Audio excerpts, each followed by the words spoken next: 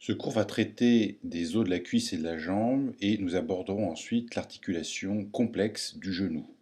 Le plan du cours sera le suivant. Nous traiterons le fémur et la patella, puis les os de la jambe, le tibia et la fibula, et nous décrirons l'articulation du genou. Il s'agit d'une articulation particulièrement instable du fait de l'incongruence des surfaces articulaires en présence. Il existe donc des éléments permettant la stabilité du genou, en particulier les ligaments croisés que nous décrirons à la fin du cours. Le fémur est l'os long de la cuisse. Il s'articule avec l'acétabulum de l'os coxal par sa tête. Il s'articule avec la face postérieure de la patella par sa trochlée fémorale, représentée en jaune ici, et distalement avec le plateau tibial par ses condyles. La tête a été décrite avec l'articulation coxo-fémorale. On rappelle que c'est une sphère qui est recouverte aux 2/3 de cartilage. Cette sphère fait 25 mm de rayon et le col du fémur fait un angle de 130 degrés avec la diaphyse. Il existe un angle d'antéversion de la tête fémorale par rapport au condyle.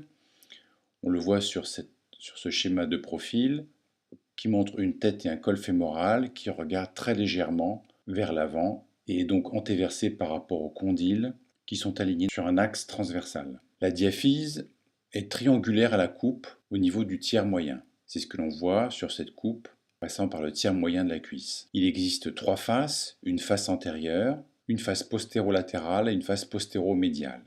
3 bords, en particulier un bord postérieur que l'on nomme la ligne âpre, qui est un bord complexe, nous le voyons sur cette coupe, sur lequel vont s'insérer des muscles importants de la cuisse. Le bord médial et le bord latéral sont moins saillants, c'est ce que l'on voit d'ailleurs sur cette coupe. Alors le fémur présente des rapports importants à connaître. En avant de la tête fémorale passe l'artère fémorale qui fait suite à l'artère iliaque externe sous le ligament inguinal qui va de l'épine iliaque antéro-supérieure à l'épine du pubis. À mi-distance de ces deux points se trouve cet axe artériel qui est palpable et qui est une voie d'abord des gros vaisseaux. On peut par exemple mettre en place un cathéter à l'intérieur de cette artère et remonter jusqu'aux cavités cardiaques. En arrière de la ligne âpre passe le nerf sciatique qui est le plus gros nerf de l'organisme.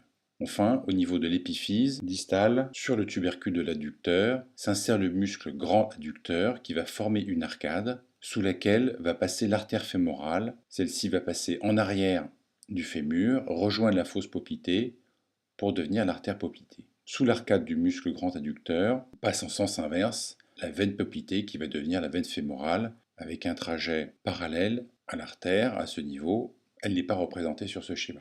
La ligne âpre se divise vers le bas pour délimiter la surface poplitée. L'épiphyse distale comprend 2 surfaces articulaires en continuité, les condyles, avec un condyle latéral, un condyle médial, et la trochlée. Entre les deux condyles se situe la fosse intercondylaire, et nous avons des tubérosités osseuses au-dessus de ces condyles, l'épicondyle médial, l'épicondyle latéral. Vous avez ici quelques points bleus qui permettent de dessiner le fémur et ses articulations supérieures et inférieures.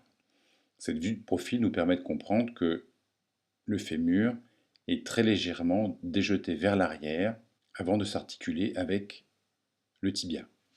Nous allons maintenant décrire les épiphyses du fémur. L'épiphyse proximale a été décrite avec l'articulation coxo-fémorale. Je rappelle qu'on peut la dessiner facilement en représentant un carré et un cercle dont le diamètre et le côté ont une longueur égale. La tête fémorale se poursuit avec le col, puis la diaphyse. On note la présence du grand trochanter et du petit trochanter, reliés en avant par une ligne intertrochantérique, celle-ci présentant un tubercule pré-trochantérique.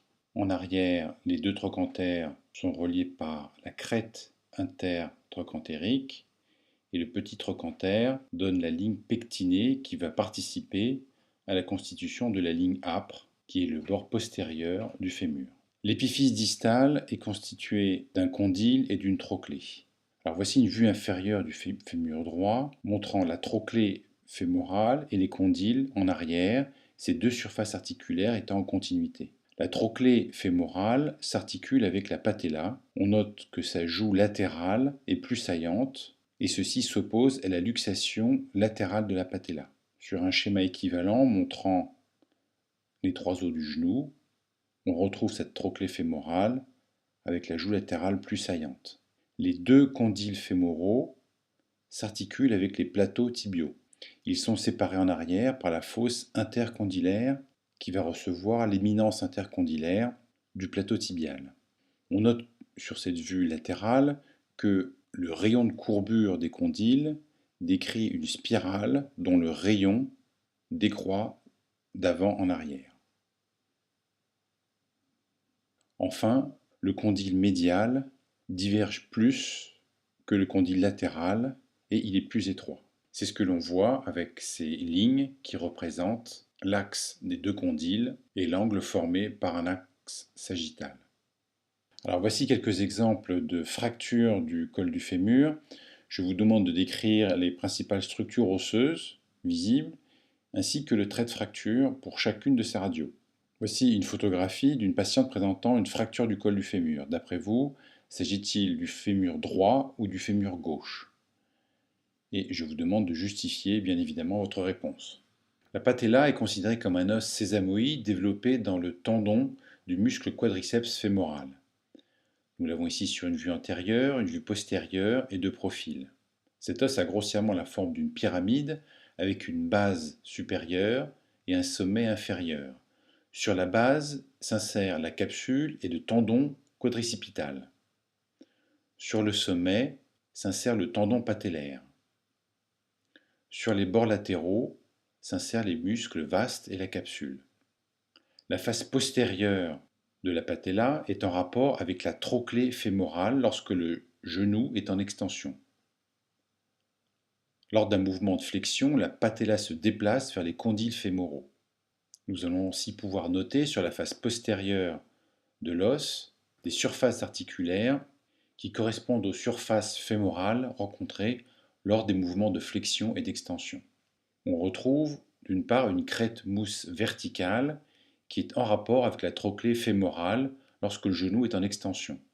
Il existe une surface articulaire latérale qui est en rapport avec le condyle latéral et un méplat articulaire médial en rapport avec le condyle fémoral médial. Enfin, une surface intermédiaire qui répond à la fosse intercondylaire lors de la flexion.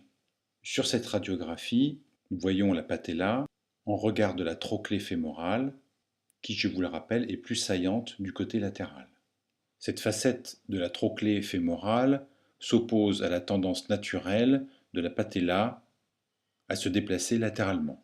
Alors, la patella est considérée, du fait de ses insertions tendineuses, ligament patellaire, tendon quadricipital, comme le point d'appui d'une poulie qui peut supporter des contraintes allant jusqu'à 420 kg à 145 degrés de flexion.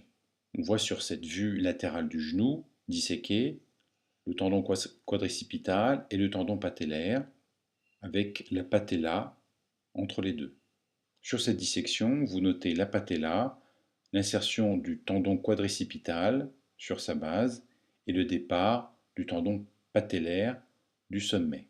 Sur la vue postérieure, on rappelle l'insertion de la capsule articulaire autour de la surface articulaire représentée en jaune. Le tibia est un os long formant le squelette de la jambe avec la fibula. Il va s'articuler d'une part avec les condyles fémoraux que l'on voit sur cette vue antérieure de la jambe, par les surfaces articulaires tibiales, médiales et latérales. Ces surfaces articulaires sont complétées par des ménisques. Le tibia s'articule aussi avec les fibulas par une facette articulaire fibulaire, crâniale, une échancrure fibulaire qui va accueillir la malléole externe de la fibula, et une membrane interosseuse qui relie les 2 os. Enfin, le tibia s'articule avec le talus par la surface articulaire tibiale inférieure qui se poursuit par la surface articulaire de la malléole médiale. Si l'on s'intéresse à l'épiphyse proximale du tibia, on constate sur cette vue supérieure du tibia droit la présence de 2 surfaces articulaires représentées en jaune que l'on nomme les cavités glénoïdales ou glénoïdes. Ces 2 cavités supportent les 2 condyles fémoraux. Entre les 2 cavités se trouvent 2 espaces triangulaires que l'on voit sur cette même vue supérieure. Ces deux espaces triangulaires sont nommés les aires intercondylaires antérieures et postérieures. La cavité glénoïdale médiale est plus longue et plus allongée que la cavité latérale, celle-ci étant plus plane et plus large. Le cartilage articulaire est plus épais au niveau de la cavité glénoïde latérale. La partie médiane des aires intercondylaires est surélevée par des éminences intercondylaires que l'on appelle aussi les épines tibiales. Ces épines tibiales agissent comme un pivot autour duquel se fait la rotation axiale du genou. Lorsque le genou est fléchi, les éminences intercondylaires se placent au fond de l'échancrure intercondylienne du fémur. On note sur cette vue de profil de la jambe que le plateau tibial ou extrémité supérieure du tibia est déjeté vers l'arrière par rapport au reste, et notamment la diaphyse du tibia. Cette courbure vers l'arrière augmente l'amplitude de fléchissement du genou. Enfin, on note sur la face antérieure de l'épiphyse proximale la présence d'une tubérosité antérieure ou tubérosité tibiale qui se poursuit latéralement par une deuxième tubérosité qu'on appelle le tubercule de Gerdy. La tubérosité tibiale reçoit l'insertion du tendon patellaire.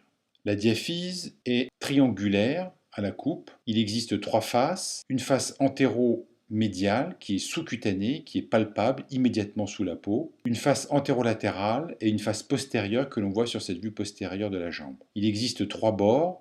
Un bord antérieur en forme de S qui se détache de la partie inférieure de la tubérosité tibiale, un bord latéral ou interosseux sur lequel va s'insérer la membrane interosseuse, et un bord médial.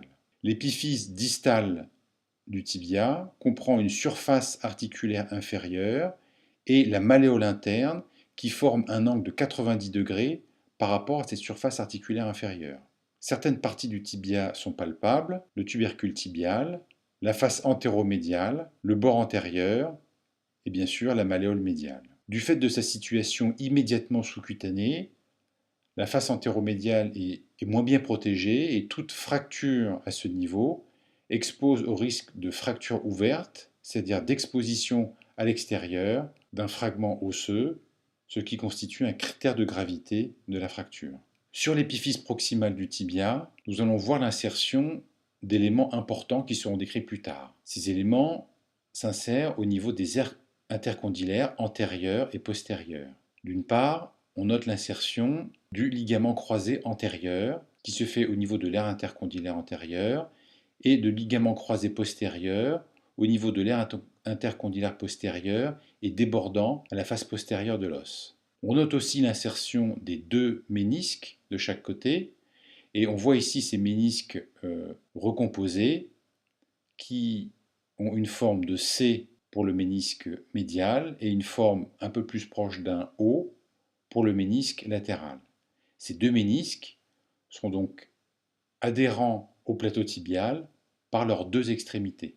Enfin, on note l'insertion de la capsule articulaire du genou qui va entourer les surfaces articulaires et qui va venir s'insinuer entre l'insertion des ménisques, pour venir ainsi circonscrire les zones d'insertion des ligaments croisés antérieurs et postérieurs. Sur le bord médial, la zone d'insertion capsulaire déborde sur le bord médial de l'os.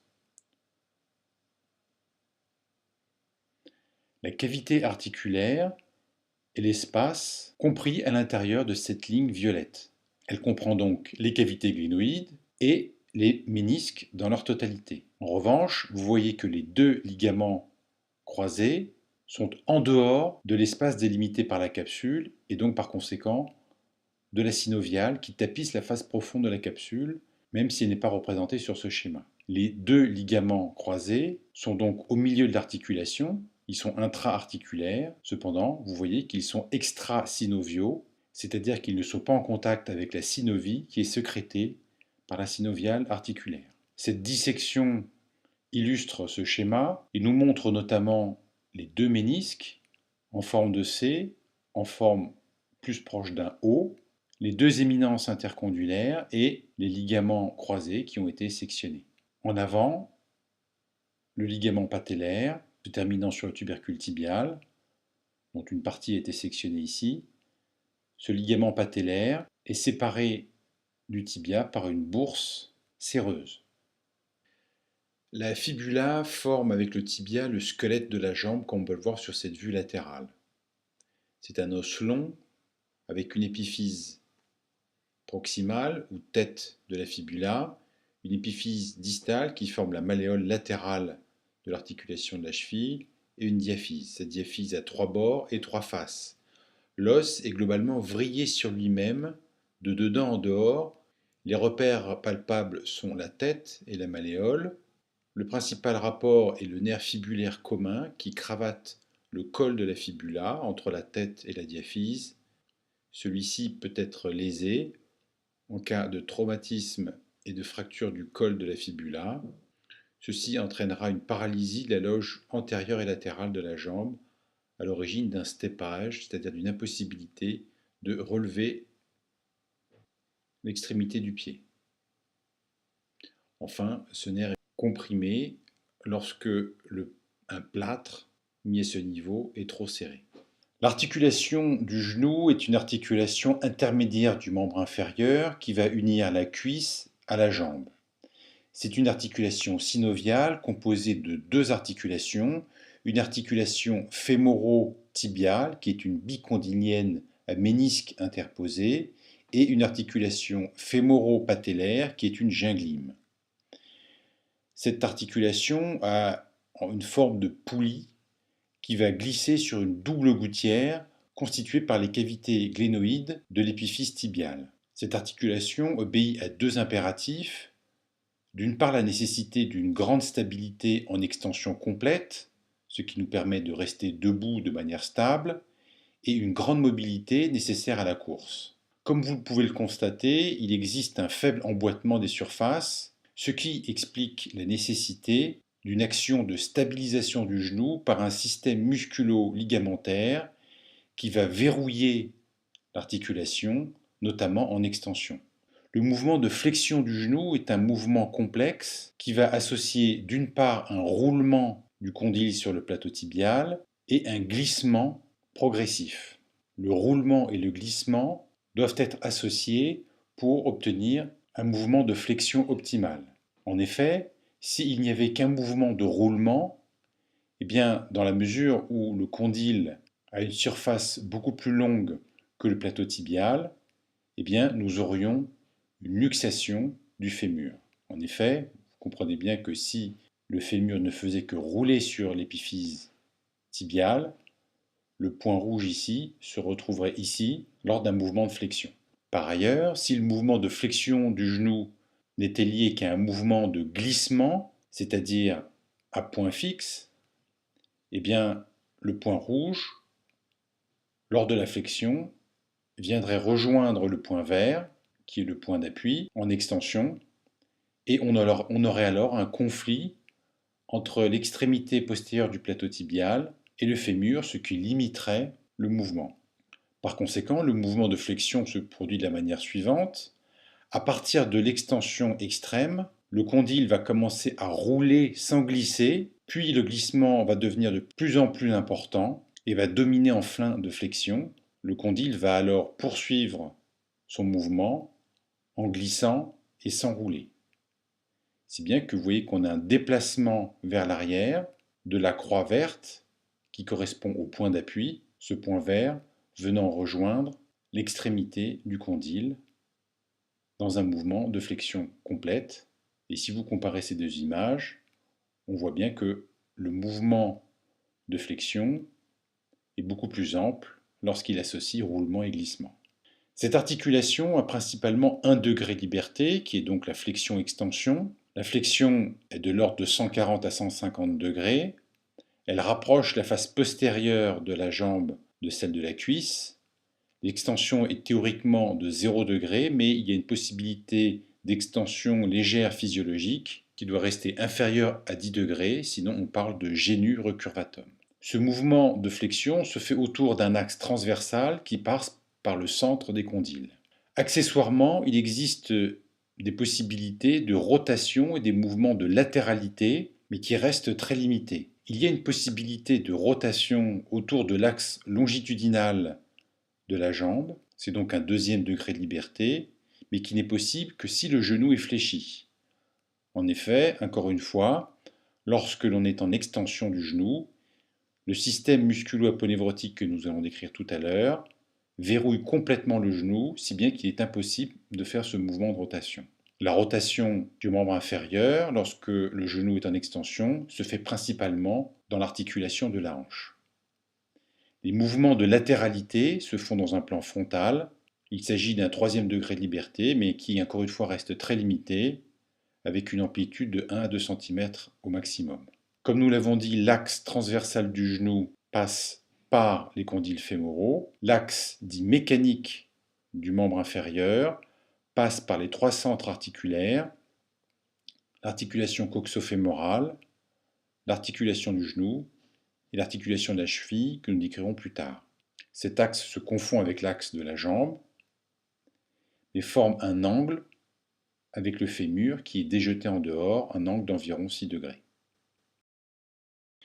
Nous allons maintenant voir les moyens d'union de l'articulation du genou, c'est-à-dire les éléments de stabilité qui permettent à la fois de maintenir la congruence entre le fémur et le tibia, tout en autorisant une grande amplitude de mouvement. Il s'agit d'une articulation synoviale présentant donc une capsule doublée à sa face profonde d'une synoviale. La capsule représentée en violet sur ces deux schémas est un manchon fibreux fémorotibial qui est interrompu en avant par la rotule. Nous avons ici une vue latérale de l'articulation du genou avec un fémur sectionné dans un plan parasagittal avec un plan de coupe qui passe entre les deux condyles. Et nous avons donc ici le condyle latéral et sa face intercondylienne. Sur ce schéma est représentée une coupe frontale du genou avec le fémur en haut et la capsule de la même couleur. Cette capsule présente deux épaississements importants en arrière formant les coques condyliennes. Alors, cette capsule s'insère sur l'extrémité inférieure du fémur. En avant, cette ligne d'insertion se fait 15 mm au-dessus de la trochlée et de la surface patellaire. On aura ainsi en avant la formation d'une bourse suprapatellaire. Puis cette ligne d'insertion se poursuit latéralement, longe les joues latérales de la trochlée. On aura ainsi la formation de cul-de-sac latéraux-patellaires, puis passe 10 mm au-dessus des condyles, juste en dessous de l'insertion des muscles gastrocnémiens qui vont former les muscles du mollet. La capsule se perd ensuite dans la fosse intercondylienne, où elle va être en contact étroit avec les ligaments croisés, qui sont en quelque sorte un renforcement de cette capsule. La capsule s'insère sur la patella, à proximité du cartilage articulaire qui est représenté en jaune. À sa face profonde, la capsule est tapissée d'une synoviale qui se réfléchit comme elle sur les os depuis la ligne d'insertion de la capsule jusqu'au revêtement cartilagineux. On voit qu'il existe des cul-de-sac, notamment un cul-de-sac suprapatellaire, qui peut se remplir de liquide lors d'une inflammation du genou, lors d'un traumatisme, si bien que la patella va s'éloigner du fémur. Le signe clinique que l'on observe à ce moment-là est le choc patellaire, c'est-à-dire qu'en appuyant sur le genou et la patella, on va sentir comme un choc de la patella venant cogner sur le fémur, tel un glaçon dans un verre d'eau qui cognerait au fond du verre lorsqu'on appuie dessus. Sur ce schéma, on voit l'insertion de la capsule qui se poursuit vers le bas et qui va entourer l'épiphyse proximale du tibia, et la synoviale en rouge qui tapisse sa face profonde et vient se terminer au niveau de la naissance des cartilages. Tout ce qui est représenté en rouge sur ce schéma constitue l'espace articulaire baignant dans le liquide synovial. Nous verrons tout à l'heure que les ligaments croisés sont en dehors de cet espace, ils sont tapissés de la capsule et de la synoviale qui s'insinuent dans les fosses intercondyliennes. L'articulation du genou est complétée par des ménisques représentés en bleu sur ces schémas qui vient partiellement combler l'espace entre les condyles et les plateaux tibiaux. Ces ménisques articulaires sont des fibrocartilages qui vont permettre la transmission des contraintes d'un os à l'autre, qui jouent en quelque sorte un effet cale dans les trois plans, assurant la congruence des surfaces articulaires, et ils jouent aussi un rôle de lubrification. Nous avons décrit les ménisques précédemment. Le ménisque latéral a la forme de la lettre O presque fermée, et le ménisque médial la forme d'un C ouvert. Ces ménisques sont triangulaires à la coupe et leur face latérale s'insère sur la face profonde de la capsule. Sur ce schéma, vous voyez que lors d'un mouvement de flexion, les ménisques sont tirés vers l'arrière et lors de l'extension, vers l'avant. Ce sont en fait principalement les condyles qui repoussent les ménisques, rappelant l'image d'un noyau de cerise chassé entre deux doigts. Alors il faut savoir que les ligaments du genou, en particulier le ligament collatéral médial, se fixent sur un ménisque et participent à ce mouvement des ménisques qui accompagne la flexion et l'extension du genou. Ces éléments participent à la stabilité du genou, mais il existe aussi de puissants ligaments périphériques et profonds, c'est-à-dire les ligaments croisés, qui vont jouer un rôle fondamental dans la stabilité du genou. Les ligaments périphériques assurant la stabilité du genou sont situés en dehors de l'articulation et pour les décrire, nous allons devoir regarder le genou sur une vue antérieure, sur une vue médiale, sur une vue latérale et sur une vue postérieure. Commençons par la vue antérieure du genou, représentée sur ce schéma et sur cette dissection. Le tendon du muscle quadriceps ou quadriceps fémoral joue un rôle important dans la stabilité du genou. Pour rappel, le muscle quadriceps fémoral est le muscle le plus volumineux du corps humain. Il supporte une grande partie du poids du corps et permet de se déplacer. Il occupe à lui seul la loge antérieure de cuisse. Il est constitué de 4 faisceaux. Le muscle droit fémoral qui s'insère sur l'épine iliaque antérieure et inférieure et le sillon supracétabulaire, le muscle vaste latéral et le muscle vaste médial qui s'insère principalement sur la ligne âpre, et le muscle vaste intermédiaire qui va s'insérer sur la face antérieure de la diaphyse fémorale. Tous ces faisceaux musculaires vont se rassembler en un tendon qui va se terminer sur la base de la patella. Le muscle droit fémoral suit le tendon patellaire jusqu'à la face antérieure du tibia. La patella est un os sésamoïde qui s'est développé à l'intérieur de ce tendon, et on parle donc de tendon patellaire qui termine l'insertion du quadriceps.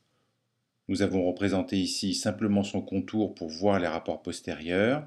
Ce tendon patellaire se termine sur la tubérosité tibiale antérieure, et je rappelle que la patella constitue en quelque sorte une poulie agissant au niveau de la trochlée fémorale en arrière.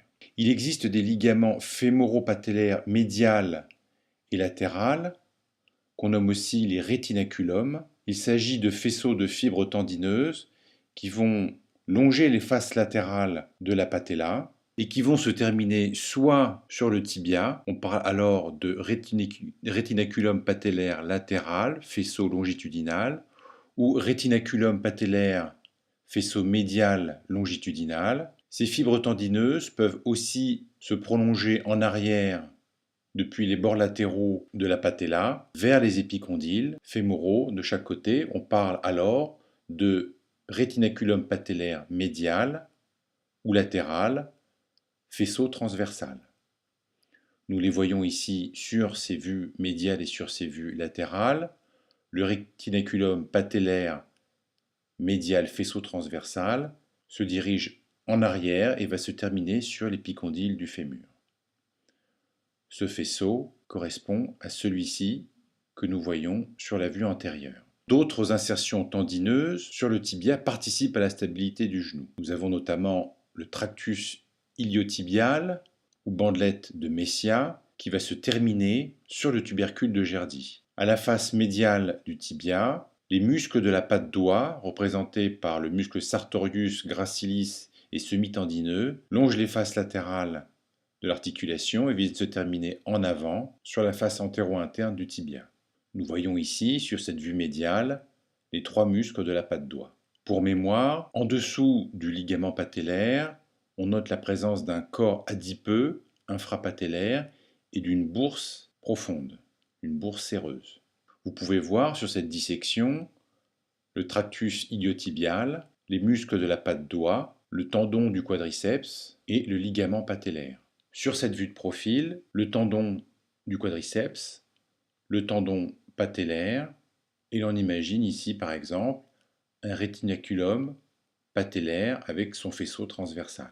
2 ligaments jouent un rôle fondamental dans la stabilité du genou dans un plan frontal. Il s'agit du ligament collatéral fibulaire que nous allons voir sur cette vue latérale du genou, allant de l'épicondyle latéral à la tête de la fibula, et du ligament collatéral tibial, allant de l'épicondyle médial à la face médiale du tibia. Ce ligament présente un deuxième faisceau postérieur, qui s'attache au ménisque par l'intermédiaire de la capsule. Cette insertion se fait en arrière des muscles de la patte doigt et en arrière de la ligne des centres de courbure des condyles.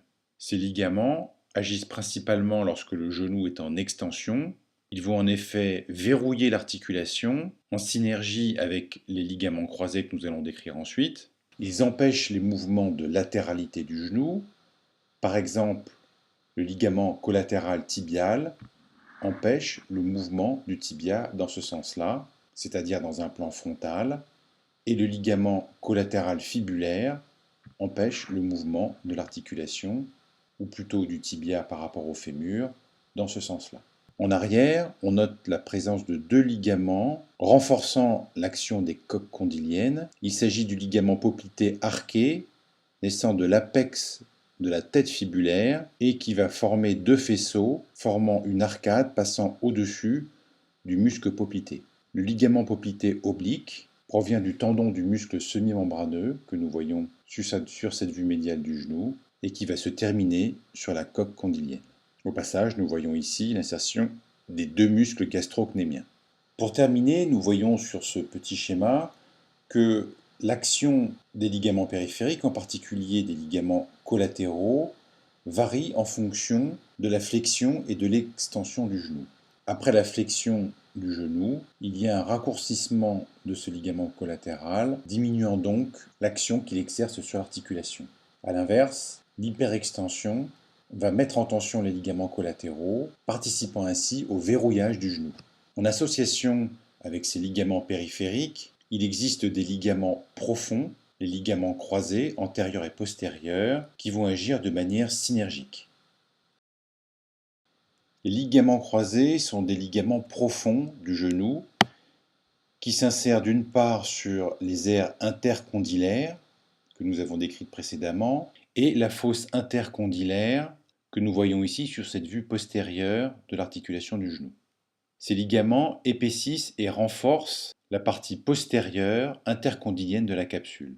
On distingue le ligament croisé antérieur ou antéro-externe qui est intra-articulaire mais extra-synovial. Il naît de l'aire intercondylaire antérieure tibiale. Il est presque horizontal et va se terminer sur la moitié postérieure de la face intercondylienne du condyle latéral du fémur. Ce ligament est mal vascularisé. On le retrouve sur cette vue antérieure du genou fléchi, allant de l'éminence intercondylaire entre les deux ménisques et se dirigeant vers l'arrière et le dehors pour se terminer sur le fémur. Le ligament croisé postérieur est aussi dans l'articulation, mais extra-synovial. Il naît de la partie postérieure de l'aire intercondylaire postérieure. Il déborde sur la face postérieure du plateau tibial. De là, il va avoir une direction presque verticale, comme on peut le voir sur cette coupe sagittale de l'articulation. Et il va avoir une ligne d'insertion horizontale sur le fond de la fosse intercondylaire et la partie antérieure de la face intercondylienne du condyle médial. Nous voyons ici la ligne d'insertion de la capsule autour de l'insertion fémorale des ligaments croisés. Il est important de noter que les ligaments croisés se croisent dans le plan frontal et sagittal, et ils sont d'ailleurs aussi croisés avec le ligament collatéral du côté homologue. Ces ligaments vont assurer la stabilité antéro-postérieure du genou et maintenir le contact entre les surfaces articulaires. On peut les schématiser de cette manière, avec deux surfaces articulaires reliées à leur extrémité par une corde qui va empêcher les mouvements de translation antéro-postérieure. Cependant, elle n'empêche pas les mouvements des deux os l'un par rapport à l'autre.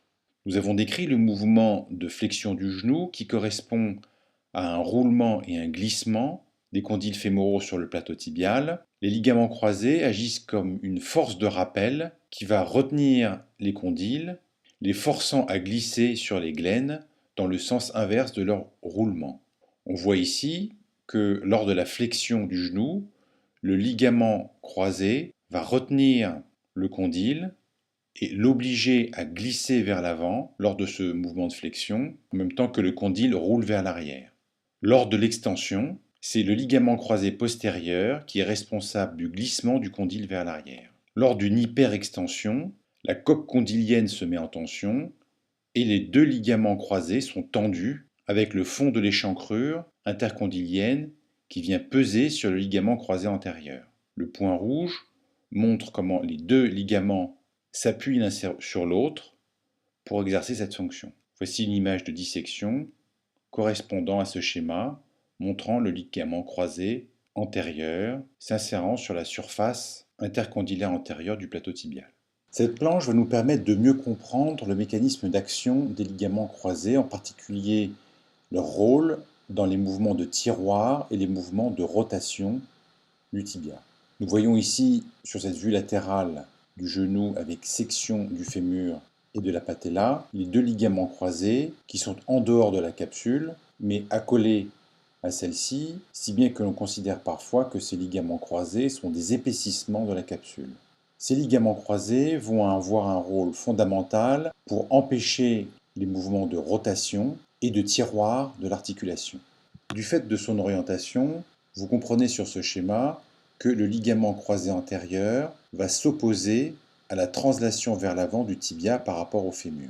En particulier, lorsque le genou est fléchi, la coque condylienne est relâchée et le ligament croisé antérieur va jouer un rôle fondamental pour empêcher ce mouvement de tiroir antérieur.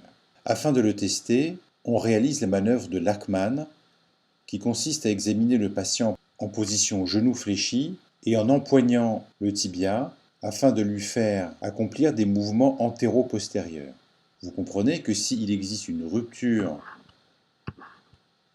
du ligament croisé antérieur, le tibia va pouvoir être translaté en avant de manière exagérée. C'est ce qu'on appelle un test de Lachmann positif. Il correspond à une subluxation antéro-postérieure du tibia sous le fémur. On réalise cette manœuvre genou fléchi de manière à détendre la coque condylienne. Ici un exemple d'examen clinique du genou, vous pouvez constater l'existence d'un tiroir antérieur témoignant d'une lésion du ligament croisé antérieur. Enfin, les ligaments croisés vont s'opposer à la rotation du genou et pour le comprendre, nous allons observer cette vue supérieure schématique du plateau tibial en gris avec en superposition le fémur et les ligaments croisés antérieurs, postérieurs. La tubérosité tibiale qui va nous servir de repère pour montrer une rotation externe ou une rotation interne. En rotation externe du tibia, ces ligaments vont se détendre et s'écarter l'un de l'autre. En revanche, il va y avoir une mise en tension des ligaments collatéraux qui seraient situés en arrière ici de chaque côté. Et ces deux ligaments collatéraux vont donc s'opposer fortement à ce mouvement de rotation externe. Lors d'une rotation interne du tibia, on comprend que les ligaments croisés vont s'enrouler l'un sur l'autre. Ceci va faire comme une sorte de mouvement de vis qui va faire en sorte que le fémur va être appliqué encore plus fortement sur le tibia. Et on comprend donc que les ligaments croisés interdisent le mouvement de rotation interne, en particulier lorsque le genou est en extension. L'atteinte des ligaments croisés est extrêmement fréquente en pathologie sportive, du fait des contraintes exercées sur le genou, et on peut explorer l'intérieur du genou par IRM, les ligaments croisés. On note ici le ligament croisé antérieur qui est sectionné sur cette vue inférieure. Voici l'aspect d'un ligament croisé antérieur normal en arthroscopie. Pour réaliser cette intervention, on pénètre dans l'espace synovial de l'articulation. On reconnaît les deux condyles fémoraux et le plateau tibial ici. Sur cette image péropératoire, on note un ligament croisé qui est arraché.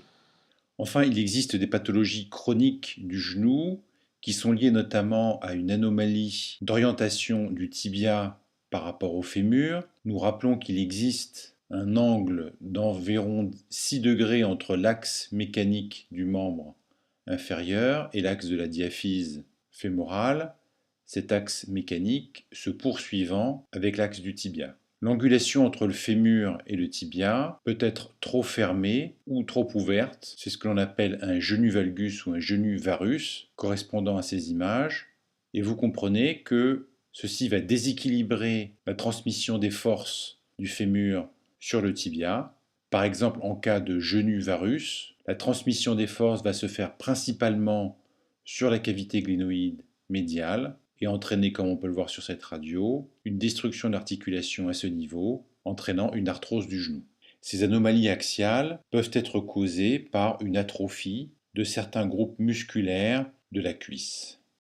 Quelles lésions pouvez-vous imaginer lors de ce traumatisme?